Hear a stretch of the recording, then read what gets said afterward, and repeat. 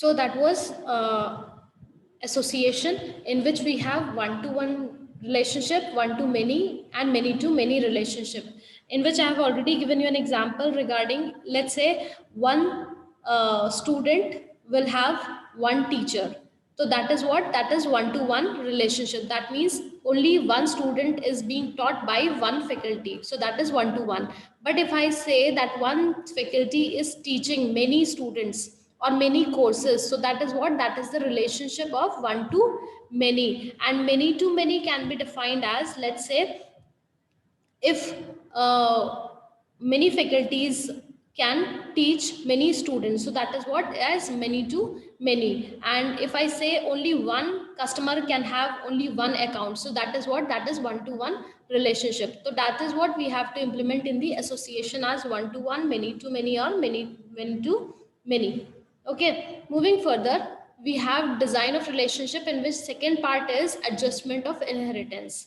Now, when I talk about adjustment of inheritance, what is it? We all know what is inheritance. We have talked about it and given it in detailed format, what is or how this inheritance is being used in the object-oriented concepts.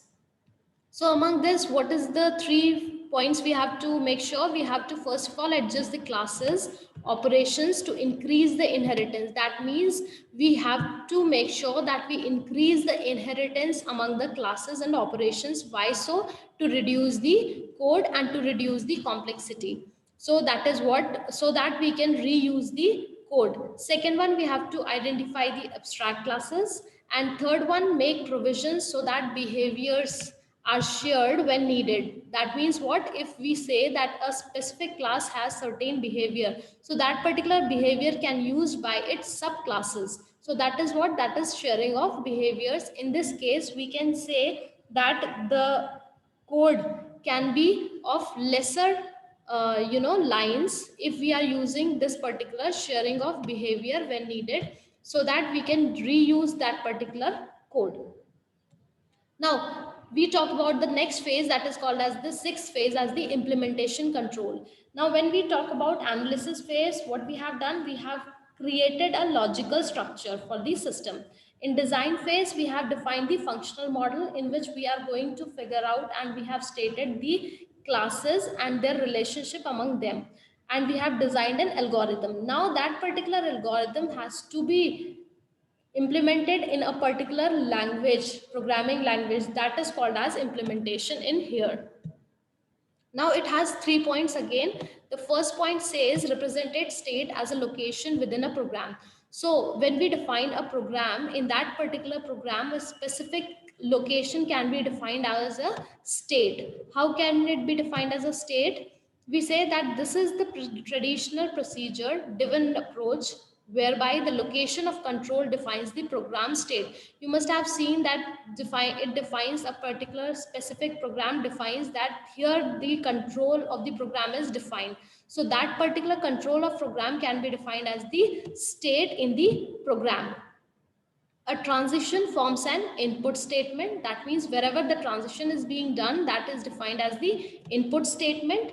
The main control forms the sequence of instructions. So where the sequence of instructions is defined is called as the control path, right? And then we define the branches. Branches are defined with the help of conditions, and backward path is defined with the help of loops. So these are like the technical terms or iterations. These are like the technical terms which are used in the program. When we define the condition, it is called as in the branches. When we define the loops or iterations, we called it as backward path. When we give the sequence of instructions, that is defined as the control path. And when a transition is being done from one point to the other, that is called as an input statement. So that is the kind of representation of location in a program. Second point is state machine engine. State machine engine is what? This approach directly represents a state machine through a state machine engine class. This class executes the state machine through a set of transitions and actions provided by the application. Now this is doing what? The main concept is we have to present a set of transition and action. That means if a particular transition is being done, if an event is being triggered, what action will be taken with the consistency of that particular event. So let's say if I define that if a submit button in a form, we have a submit button. So if I click that particular submit button, so that is what, that is clicking, that is triggering of an event. So that is what, that is an event which triggers a particular action. And what is the action? The action is the form gets submitted. So event is what? Event is the submit button, and the action which is taking place is the submission of the form. So that is what here defined as the state machine. Now third thing is called as the control as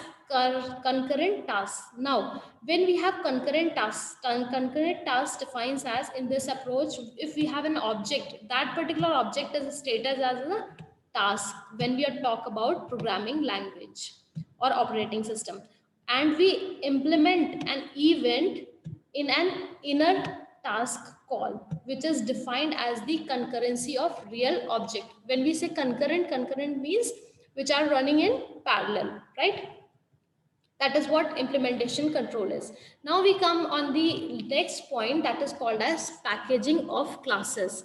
This point says what? It is going to conclude that during the object design, classes and objects are grouped into packages. We have already seen what packages are.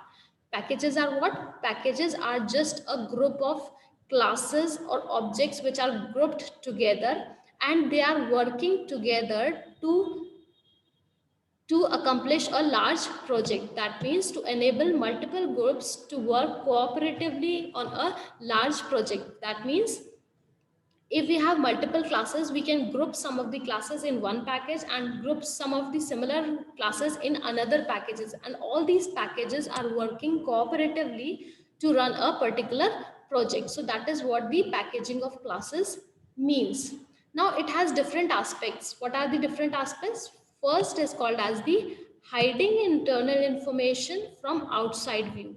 What is this hiding internal information from outside view? It means that it allows a class to be viewed as a black box. We all know that class can be viewed as a black box. That means what? That means that the black box and permits class implementation to be changed without requiring any clients of the class to modify the code. That means we can implement the class without we need the requirement if any client is going to modify the code. So black box means what? Black box means we can only see the class. We are unaware of the details and the internal working of the class. That is why it is called as the internal information is hidden from the outside view. So this is the working of a black box. So this is how the classes are working in a format. Next one is called as coherence of elements. Now, what is this coherence of elements? You all must have heard of this term coherence. Coherence is if we have a module, we say that few classes, that an element such as a class, an operation or a module is coherent if it is organized on a consistent plane and all its parts are intrinsically related so that they serve a common goal. See, there are two things. One is concurrency and other one is called as the coupling, right? So in any type of elements, when few elements are grouped together, they need to have the cohesion as good cohesion. There should be good cohesion. If one module is there and in one module there are, let's say, 5 classes, so those particular 5 classes should be intrinsically related to each other. They should have a good bonding. That means good bonding means there should be a proper interaction among the all the classes so that they are going to serve a common goal. That particular is called as the coherence of elements, right? So there should be good amount of coherence in the elements of a module. Third point is called as the construction of physical modules. Now, in construction of physical modules, we have to take care what? We have to take care of, first of all, classes in a module should represent similar things or components. That means In a class, in a module, there should be similar types of classes. If we have one module, so that particular module should have similar types of classes in that module. And the classes which are not related to each other, they should be in separate module. This you have to remember. So closely connected classes should be in same module, right? Closely connected means they should have the common goal. Next one, unconnected or weakly connected classes should be placed in separate modules. That means what? Unconnected or weakly connected classes means that there is less of interaction among them and they are not working for a common goal. Those particular classes are completely not related to each other. That is what we are defining out here. Next point, modules should have good cohesion. That is what I told you in the earlier slide. There should be good cohesion. That means high cooperation among its components. All the components of a specific module should have good communication, good interaction among them. Next one, a module should have low coupling with other modules. That is, interaction or interdependence between modules should be minimum. Now, when we say there are two modules, so there should be less of bonding between the two modules. Why? So that they are not dependent on each other. The dependency should be minimum to avoid the complexity, right? So that is what we have defined in it here. The last thing is the design optimization.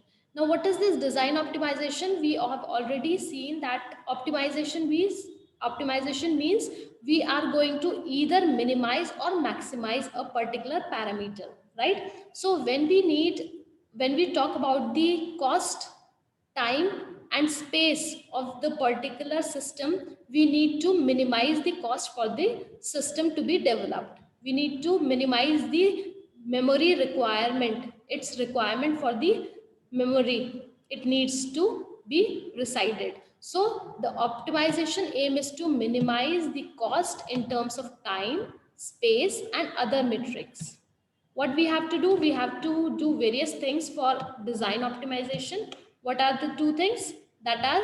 Firstly, we have to identify redundant association. That means we have to identify if there are certain redundant means duplicacy of association. If duplicate association is residing, we have to identify that. We have to omit means we have to remove the redundant association which are non-usable.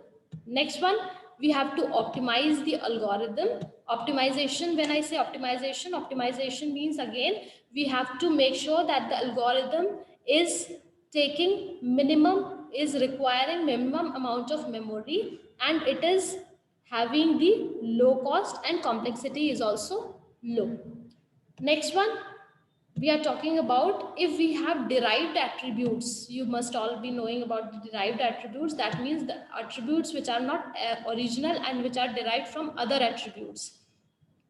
So we have to save those derived attributes to avoid the recomputation. We have the tendency, if we are going to derive the attributes, we are going to save it for future use so that recomputation is avoided, which can be useful in saving the time and the space in the program and the design, right? So that's all for this particular session.